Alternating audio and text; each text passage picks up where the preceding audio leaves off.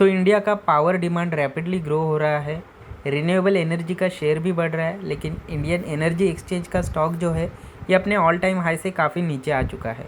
तो सवाल अब ये है कि क्या आईएक्स का फ्यूचर ब्राइट है या फिर कोई मार्केट इशू है, लाइक रिसेंट जो इशू चल रहा है मार्केट कपलिंग का, क्या ये कोई कंपनी के शेयर प्राइस पे इम्पैक्ट डाल रहा है, कंपनी के बिजनेस को डिस्टर्ब कर रहा है। तो आज के इस वीडियो में हम डिटेल में डिस्कस करेंगे आईएक्स का काम क्या है, आईएक्स का बिजनेस मॉडल क्या है, आईएक्स का रिवेन्यू कैसे जनरेट होता है, इंडिया या फिर ग्लोबल कोई अपॉर्चुनिटी है या नहीं, फ्यूचर ग्रोथ ड्राइवर्स क्या हो सकते हैं, मार्केट कपलिंग का क्या इशू है एंड वैल्यूएशन के बारे में हम जानने वाले हैं। तो वीडियो को एंड तक ज़रूर देखिए। देखो दोस्तों, सबसे पहले समझते हैं आईएक्स है क्या। देखो, इंडियन एनर्जी एक्सचेंज ये एक ऑटोमेटेड डिजिटल मार्केट प्लेस है जहाँ इलेक्ट्रिसिटी ट्रेडिंग होती है फिजिकली डिलीवरी के लिए।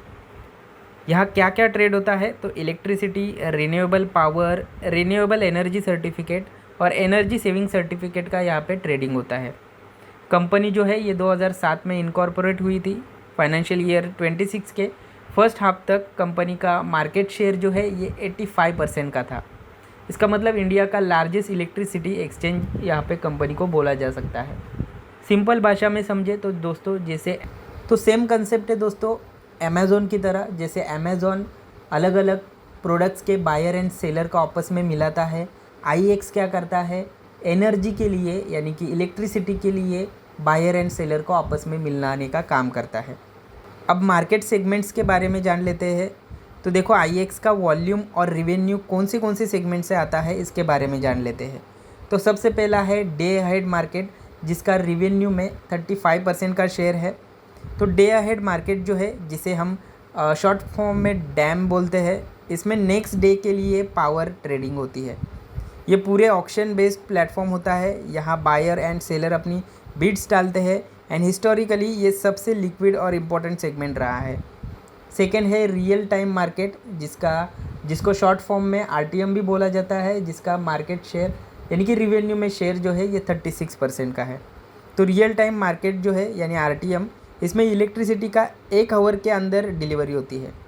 पावर एक्सचेंजेस हर दिन 48 ऑक्शन सेशन कंडक्ट करती है एंड ये सबसे फास्टेस्ट ग्रोइंग सेगमेंट है। तो डैम एंड आरटीएम मिलके आईएक्स का टोटल वॉल्यूम 70% से ज़्यादा जनरेट करते हैं। फिर बात करते हैं सर्टिफिकेट्स की, जिसका 13% का शेयर है। सर्टिफिकेट्स सेगमेंट में रिन्यूएबल एनर्जी सर्टिफिकेट्स और एनर्जी सेविंग सर्टिफिकेट्स ट्रेड होती है। ये गवर्नमेंट के क्लाइमेट और एनर्जी एफिशिएंसी पॉलिसी से लिंक है एंड लॉन्ग टर्म में ये बिज़नेस और एक्सपेंड हो सकता है।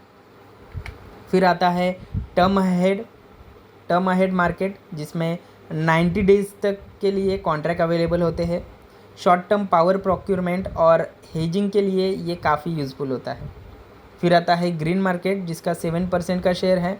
Green market renewable energy focus है। इसमें ग्रीन डे अहेड और ग्रीन टर्म अहेड दोनों इंक्लूडेड होते हैं। जैसे जैसे रिन्यूएबल कैपेसिटी इंडिया में बढ़ेगी, यहाँ का अपॉर्चुनिटी भी यूज बनने वाली है। फिर आता है डे अहेड कंटीजेंसी, जिसका 2% का शेयर है। तो डे अहेड कंटीजेंसी यानी डैक region specific emergency power requirement के लिए होता है। अब बात करते हैं ऑपरेशनल ग्रोथ की। देखो, फाइनेंशियल ईयर 26 के हाफ वन में आईएक्स का ऑपरेशनल नंबर्स काफ़ी स्ट्रांग रहे हैं। टोटल वॉल्यूम अगर आप देखोगे तो ट्रेडेड हुए हैं 67.6 बिलियन यूनिट्स एंड जो पिछले साल के कंपैरिजन में 15.5% से ग्रो हुआ है। अब इंडिया का टोटल पावर कंजम्पशन अगर आप देखोगे तो 894 बिलियन यूनिट तक पहुंच गया है।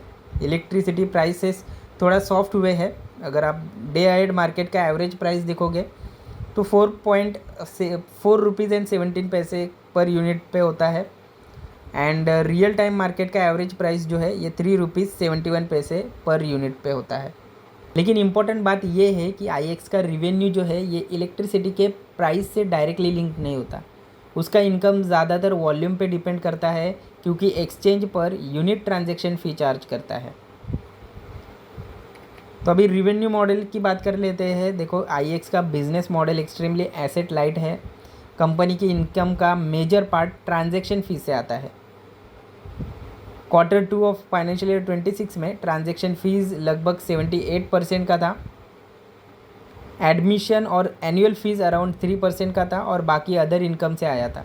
तो कंपनी ऑलमोस्ट डेट फ्री है, ऑपरेटिंग मार्जिन अराउंड 85% है, ROC 53% है एंड ROE जो है ये 40% के आसपास है। मतलब ये एक super cash generating platform business है। अब देखते हैं क्या कंपनी को आने वाले टाइम में ग्लोबली कुछ अपॉर्चुनिटी बन रही है या फिर नहीं। बट उससे पहले हम देखते हैं कि कंपनी के फाइनेंशियल कंडीशन कैसे है। तो अगर आप Q2 of financial year 25 and Q2 of financial year 24 अगर आप कंपेयर करोगे तो यहाँ पे क्लियरली दिखता है, हमें ग्रोथ देखने को मिलती है। सेल्स में अगर आप देखोगे तो लास्ट ईयर 139 करोड़ का Q2 में सेल्स हुआ था, ये साल 152 करोड़ का, जिसमें 9.4% का ग्रोथ दिखाई देता है। ऑपरेटिंग प्रॉफिट देखोगे लास्ट ईयर 120 करोड़ का था, ये साल 132 करोड़, इसमें भी 10% का ग्रोथ है। प्रॉफिट मार्जिन अगर आप देखोगे ऑपरेटिंग प्रॉफिट मार्जिन तो लास्ट ईयर 86%, ये साल 87%, यहाँ पे भी 1 पॉइंट का ग्रोथ दिखाई देता है। Other income last year 29 crore, ये साल के Q2 में 34 करोड़ आया है, तो यहाँ पे भी 17.2% का ग्रोथ दिखाई देता है। नेट प्रॉफिट की बात करेंगे तो लास्ट ईयर के Q2 में 106 करोड़ का था, ये साल 122 करोड़ का, यानी कि यहाँ पे भी 15.1% का ग्रोथ है। अगर आप ओवरऑल कंपनी की प्रॉफिट एंड लॉस अगर चेक करोगे तो हमें ग्रोथ दिखाई देता है। अब बात करते हैं दोस्तों, इंडिया वर्सेस ग्लोबल कोई अपॉर्चुनिटी है या नहीं। देखो सबसे इंटरेस्टिंग पॉइंट यहाँ पे ये है कि जितने भी वर्ल्ड में एनर्जी एक्सचेंज होती है, यानी कि एनर्जी का ट्रांजैक्शन होता है, तो अगर हम देखेंगे तो इंडिया में अभी एनर्जी एक्सचेंज पे IEX जैसे प्लेटफॉर्म पे 7 to 15% का एनर्जी जो है ये एक्सचेंज होता है। वही अगर बात करोगे यूरोपियन यूनियन की तो वहाँ पे लगभग 40 to 60% टोटल एनर्जी यहाँ पे एक्सचेंजेस के थ्रू ट्रांजैक्शन होता है। वही USA की बात करोगे तो वहाँ पे 60% तक होता है एंड सिंगापुर में तो 100% जो बिजली का ट्रांजैक्शन है ये एक्सचेंजेस पे होता है। तो अभी इंडिया इस मामले में काफ़ी ज़्यादा पीछे दिख रहा है।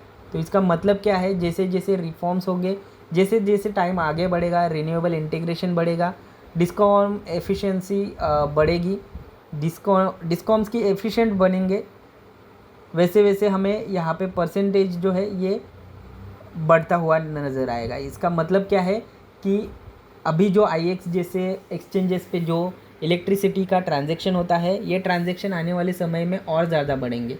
ये अब देखो IEX जो है ये सिर्फ इलेक्ट्रिसिटी पे डिपेंड नहीं है, IEX का इंडियन गैस एक्सचेंज भी है। कंपनी ने इंडियन गैस एक्सचेंज यानी IGX लॉन्च किया है। ये स्पॉट गैस ट्रेडिंग का नेशनल प्लेटफॉर्म है। इंडिया के टोटल स्पॉट गैस मार्केट का अराउंड 10% शेयर यहीं से आता है। इस एक्सचेंज के शेयर होल्डर्स में IEX के साथ साथ NSE, गेल, ONGC, अदानी और टोरेंट जैसे लार्ज ग्रुप्स है। अगर गैस मार्केट रिफॉर्म्स आते हैं तो ये फ्यूचर में एक बड़ा ग्रोथ इंजन बन सकता है। फिर है international carbon exchange. International carbon exchange जो है ये वॉलंटरी कार्बन क्रेडिट्स के लिए प्लेटफॉर्म है। कंपनी गिफ्ट सिटी के थ्रू इसको स्केल करने का प्लान कर रही है। क्लाइमेट रेगुलेशन फ्यूचर में इस सेगमेंट को बूस्ट कर सकती है। फिर है कोल एक्सचेंज। गवर्नमेंट ने फाइनेंशियल ईयर 27 तक कोल एक्सचेंज लॉन्च करने का प्लान बना रही है एंड अगर IEX को इसमें रोल मिलता है तो ये भी एक नया रेवेन्यू स्ट्रीम यहाँ पे कंपनी के लिए जनरेट हो सकता है। अब सबसे इम्पोर्टेंट बात की यहाँ पे डिस्कशन करते हैं दोस्तों मार्केट कपलिंग की। देखो जैसे मैंने आपको शुरुआती में एक एग्जांपल बताया कि IEX जो है ये सेम अमेज़ॉन जैसा है। जैसे अमेज़ॉन अलग अलग प्रोडक्ट्स के लिए बायर एंड सेलर को आपस में मिलाता है, बस सेम उसी तरीके से IEX जो है ये इलेक्ट्रिसिटी के लिए बायर एंड सेलर को आपस में मिलाता है। अब देखो दोस्तों अभी तक क्या होता था, जैसे हम देखते हैं अगर आपको कोई मोबाइल फ़ोन परचेस करना है तो उसका प्राइस आपको अमेज़ॉन पर अलग दिखता था एंड फ्लिपकार्ट पे अलग दिखता था। बस यही सेम प्रॉब्लम इलेक्ट्रिसिटी के एक्सचेंजेस पे भी थी। जैसे इलेक्ट्रिसिटी IEX पे अलग रेट पे मिलती थी, बाकी एक्सचेंज पे अलग रेट पे मिलती थी। तो अब क्योंकि इलेक्ट्रिसिटी एक नेशनल इशू है इसलिए यहाँ पे गवर्नमेंट ने इंटरफेयर किया। अब गवर्नमेंट का ऐसा बोलना है कि बिजली का जो रेट है ये सारे एक्सचेंजेस पे एक ही रेट रहना चाहिए। एंड अभी जो रेट का कंट्रोल जो है ये गवर्नमेंट अपने हाथों में ले रही है। तो गवर्नमेंट अब ये बोल रही है कि हम रेट डिसाइड करेंगे एंड उसी एक रेट से सारे एक्सचेंजेस पे एनर्जी ट्रांजैक्शन होगा। अब देखो दोस्तों, गवर्नमेंट चाहती है कि पूरे कंट्री के लिए एक कॉमन प्राइस हो। डे अहेड मार्केट जो सेगमेंट है इसमें grid India market coupling operator होगा। फेज्ड रोल आउट जनवरी 2026 से प्लान किया गया है। इस वजह से मार्केट में फियर है कि एक्सचेंजेस का प्राइसिंग पावर जो है ये कम हो सकता है और मोनोपोली टाइप एडवांटेज डाइल्यूट हो सकता है। इसी कंसर्न के चलते स्टॉक में हमें करेक्शन देखने को मिला है।